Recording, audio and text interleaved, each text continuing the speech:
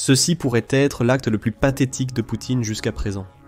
La puissante armée russe compte désormais sur des ânes. Oui, de véritables ânes, pour maintenir cette catastrophe d'invasion en marche. S'il restait des illusions sur la puissance militaire de la Russie, elle s'éloigne maintenant à 4 pattes. Voici l'essentiel à retenir. Loin de nous l'idée de nous moquer des ânes, comme cela a été fait de nombreuses fois au cours de l'histoire. Ces animaux ont été moqués, transformés en blagues, et même mis sur des cartes postales pour faire rire. Mais voilà le problème. Les ânes ont toujours fait leur travail, malgré les conditions brutales, gagnant leur place dans l'histoire militaire grâce à leur pure résilience. Même dans la guerre en Ukraine, les ânes font leur travail. C'est la Russie qui se ridiculise, mais comment savons-nous que la Russie est la vraie blague ici ? Un mot télégramme dans les canaux de télégramme de la guerre russo-ukrainienne, bien que parfois difficile à vérifier indépendamment, sont devenus l'unique fenêtre sur les événements du terrain. Aucun filtre, aucun récit approuvé par l'État, seulement des soldats, des civils et des blogueurs militaires partageant des images brutes et des mises à jour. Alors que le chaos se déroule, cette fois, la vérité est venue directement des soldats russes au début de février. Les chaînes Telegram russes ont été inondées de photos et de vidéos montrant des ânes mis en service. Sur le front, des blogueurs militaires pro-Kremlin ont publié des photos de soldats interagissant avec des animaux, blaguant sur leurs nouveaux coéquipiers. Un volontaire militaire et publiciste étonné a rapporté que les soldats sur un front ont reçu un âne pour la logistique. Un véritable âne militaire statutaire, selon Zivov. Il a souligné l'absurdité de la situation, se rappelant ses blagues sur l'utilisation d'outils obsolètes dans la guerre moderne. Au début de l'opération militaire spéciale, quand j'ai plaisanté sur les chevaux, les arcs, les flèches et les catapultes, je n'étais probablement pas en train de plaisanter, a-t-il dit. Et ce n'était pas juste un coup d'un soir. Plusieurs médias ont rapporté des propos similaires, décrivant une armée si désespérée qu'elle utilise des animaux de bas.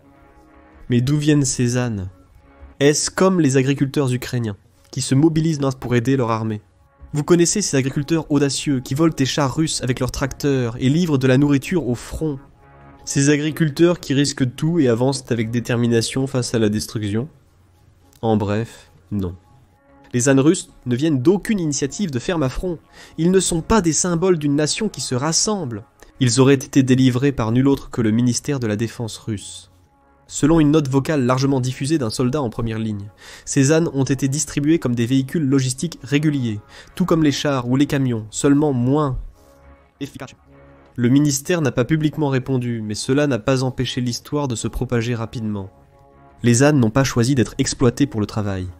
Après tout, les Russes se portent à peine volontaires pour rejoindre l'armée, et leurs paiements d'enrôlement ont été augmentés de 195 000 à 400 000 roubles d'août 2024 à décembre 2024. Malgré un prix de plus de 4 000 $, les inscriptions ne se bousculent pas. Les ânes enrôlés dans l'effort de guerre russe ne sont pas là pour le spectacle. Ils ont une tâche très spécifique à accomplir. Ces animaux sont utilisés dans la logistique, transportant munitions et fournitures aux lignes de front, inaccessibles aux véhicules conventionnels.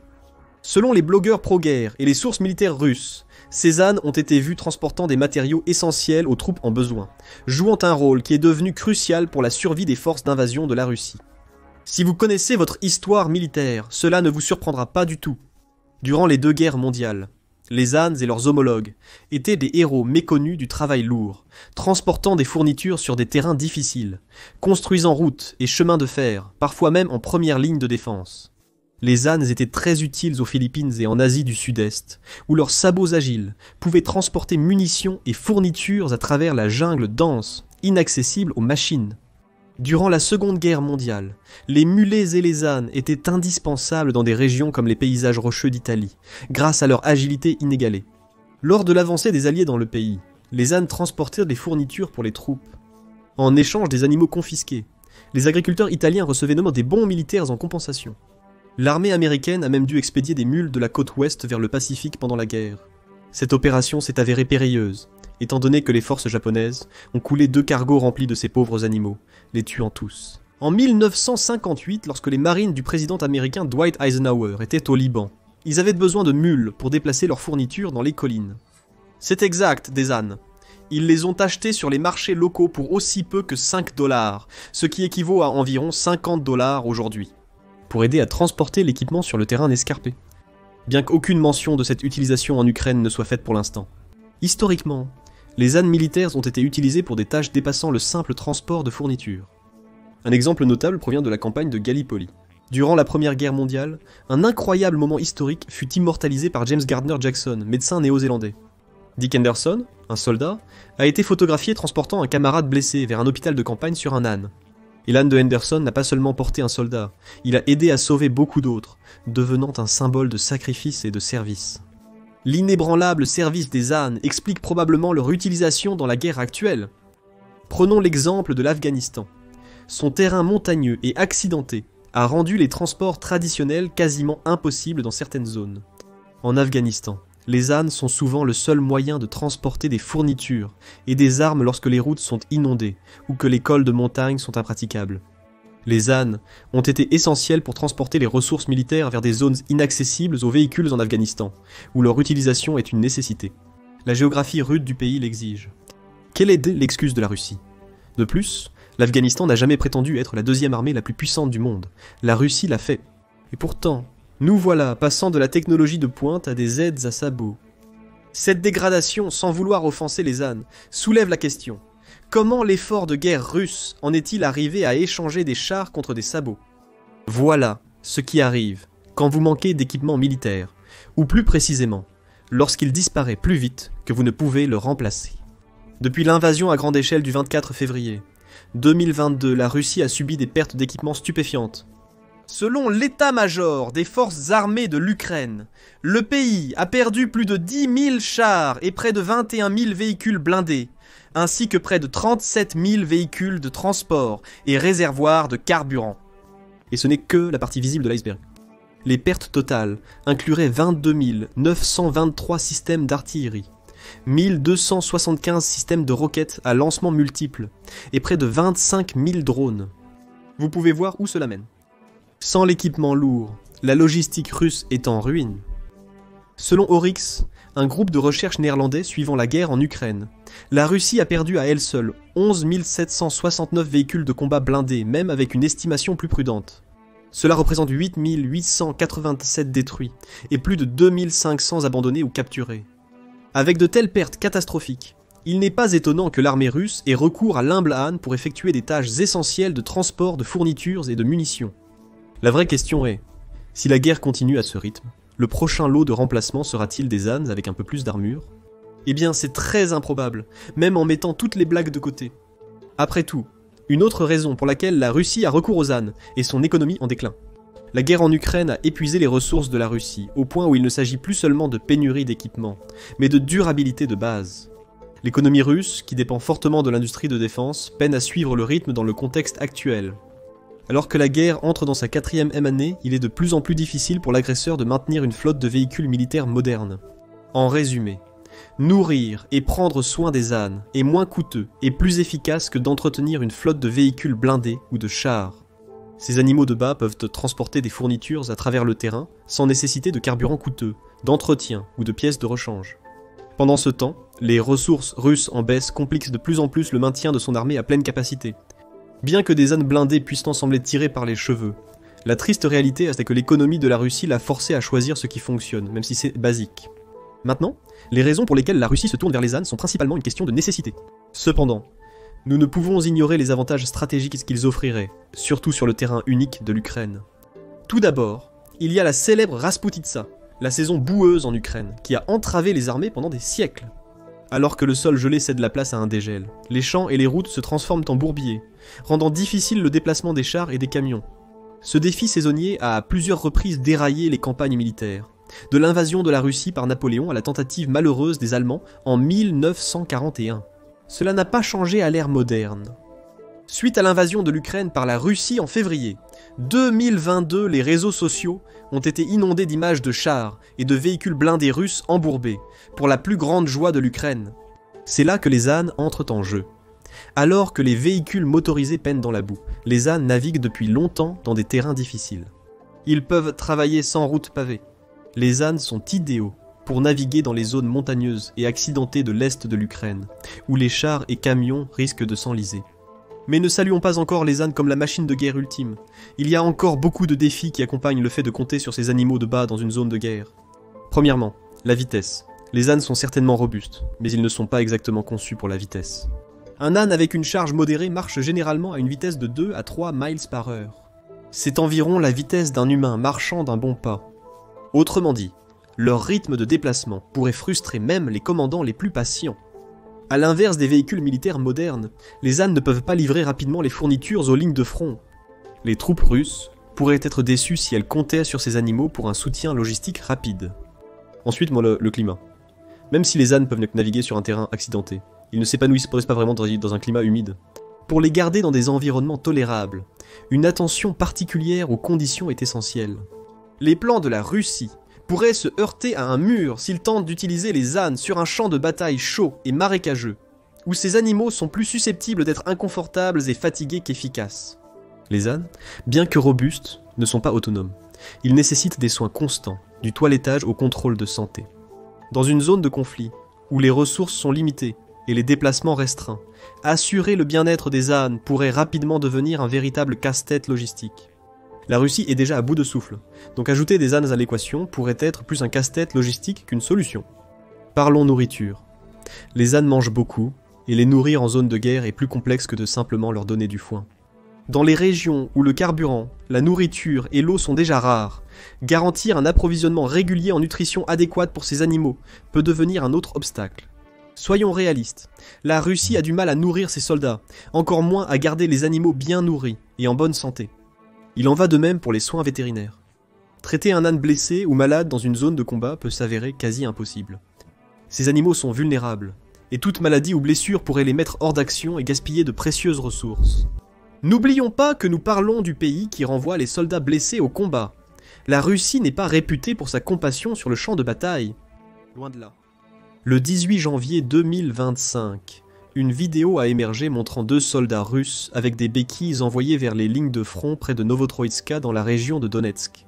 La vidéo les montre luttant à travers le champ, avec une fin malheureuse pour eux. Les forces ukrainiennes les auraient repérés et éliminés à seulement 0,6 miles de leur cible à l'aide de drones. Mais le pire, c'est que ce n'était pas un cas isolé. Selon les rapports, la Russie renvoie des troupes blessées au combat depuis des mois. Ils renvoient au combat non seulement des soldats avec des blessures mineures, mais aussi des hommes gravement handicapés qui ont besoin de béquilles pour se déplacer. Un niveau de mépris pour la vie humaine presque incroyable. Un cas alarmant impliquait une 50aine de soldats du 26e régiment de la 47e division de chars. Ces hommes, décrits comme les restes de 3 compagnies, avaient été soignés pour des blessures mais ont été renvoyés directement au front au lieu de recevoir les soins nécessaires. Ces régiments, handicapés comme on les appelle, s'expliquent dit par la baisse significative des engagements russes évoqués précédemment. Au T3 2024, environ 600 personnes s'inscrivaient quotidiennement. C'est la moitié du nombre de volontaires par rapport au début de l'année. Au lieu de s'attaquer aux causes de la perte de vigueur et de morale de l'effort de guerre, la Russie renvoie simplement les soldats brisés au combat. C'est une triste réalité pour un pays où la vie humaine, tant civile que militaire, est considérée comme jetable.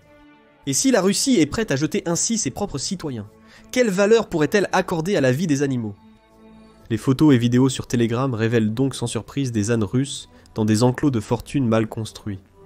Malgré cela, les politiciens russes ont présenté l'utilisation des ânes en Ukraine sous un angle totalement différent. Prenons l'exemple de Viktor Sobolev, membre de la Douma d'État russe. Dans une interview à Gazeta en février 2025, Sobolev, un lieutenant général russe à la retraite, a défendu l'utilisation d'animaux de bât par l'armée, malgré la circulation d'images choquantes sur les blogs militaires. Pour Sobolev, l'usage d'ânes était simplement une autre solution pratique aux problèmes logistiques russes. Il a indiqué des difficultés majeures pour approvisionner les unités en munitions et en nourriture. Il a affirmé avec audace que l'utilisation d'ânes, de chevaux, etc. pour livrer des munitions et autres fournitures en première ligne est normale si certaines méthodes sont employées. Si nous le prenons au mot, ce n'est pas une tentative désespérée de sauver la face malgré l'accumulation des revers militaires. Non, Sobolev n'a pas honte de la pratique. Il a ajouté qu'utiliser des ânes comme solution pour remplacer les chars et les camions n'avait rien de mal, semblant inconscient de l'absurdité de cette idée. Il a même comparé cela à la Grande Guerre patriotique, aussi connue comme la Seconde Guerre mondiale, quand la Russie utilisait des chevaux pour tirer son artillerie lourde. Des chevaux dans les années 1940 aux ânes dans les années 2020. La Russie a fait beaucoup de chemin. Sobolev ne s'est pas arrêté là, cependant. Il a mentionné de manière désinvolte que les chiens étaient également utilisés pendant la Seconde Guerre mondiale. Selon Sobolev, ils transportaient 2 mines et se précipitaient là où elles étaient requises. Un avertissement pour les propriétaires d'animaux russes. Cachez vos chiens. Le président Vladimir Poutine pourrait les convoiter pour la prochaine campagne de recrutement. Mais ce qui ressortait vraiment de la défense de Sobolev, c'était sa logique discutable en ce qui concerne la valeur de la vie. Il a réellement dit qu'il tue un âne plutôt que des gens. Compte tenu des quelques 850 000 soldats russes perdus en près de 3 ans, ces mots ne sont pas vraiment choquants. Mais la froideur pure de sa déclaration est difficile à ignorer. Viktor Zavarin, un autre membre du comité de défense de la Douma d'État, a offert une perspective un peu moins glaçante. Il a fait un commentaire révélant un état d'esprit troublant, bien que ces mots ne soient pas si durs. Laissez-le travailler. Laissez les ânes aider à la victoire. Les ânes, êtres vivants ayant leurs propres besoins, sont réduits à de simples outils pour atteindre des buts militaires. Mais dans une guerre où la vie humaine est déjà considérée comme jetable, il n'est guère étonnant que même les animaux soient désormais vus comme de simples instruments belliqueux. Bien que les responsables de la Douma puissent y présenter l'utilisation des ânes comme une solution pragmatique aux difficultés logistiques russes, la réaction en Ukraine est tout autre. Beaucoup ont choisi une approche plus sarcastique plutôt que de prendre la question trop au sérieux. De ce fait, les ânes russes sont devenus la cible de nombreux mèmes satiriques. Dans l'un d'eux, Bourriquet de Winnie l'ourson est montré en train d'être mobilisé pour la guerre, car qui mieux que lui pour représenter la stratégie militaire russe, un âne perpétuellement morose et pessimiste qui a toujours un temps de retard. Dans un autre, un graphique familier des pertes russes dans la guerre a pris un tournant particulier. L'état-major ukrainien publie généralement un rapport quotidien détaillant les pertes en soldats, chars, avions et sous-marins. Mais maintenant, une nouvelle catégorie a été ajoutée. Des ânes. Mais croyez-le ou non, même les Russes font des blagues. Un blogueur russe, pro-guerre populaire, a demandé si les ânes nés sur le champ de bataille seraient considérés comme des biens de l'État. L'absurdité a été soulignée par des questions comme le statut d'un soldat capturé par un groupe de sabotage ennemi. Serait-il considéré comme disparu au combat ou prisonnier de guerre ? Les réponses à ces questions restent incertaines. Mais nous savons une chose. L'utilisation des ânes pourrait être l'un des développements les plus étranges de ce conflit déjà chaotique. Revenons maintenant aux inconnus. Nous ignorons le nombre réel de ces animaux déployés et leur rôle précis dans la machine de guerre russe. Pour l'heure, l'étendue de cette stratégie reste incertaine. Que pensez-vous de ce nouveau développement ? Est-il déroutant ou troublant ? Avec près d'1 million de soldats perdus, est-il surprenant de voir des ânes combler les lacunes ? Le livre de désespoir militaire de la Russie continue. Des rumeurs circulent sur les chameaux. Donnez votre avis en commentaire.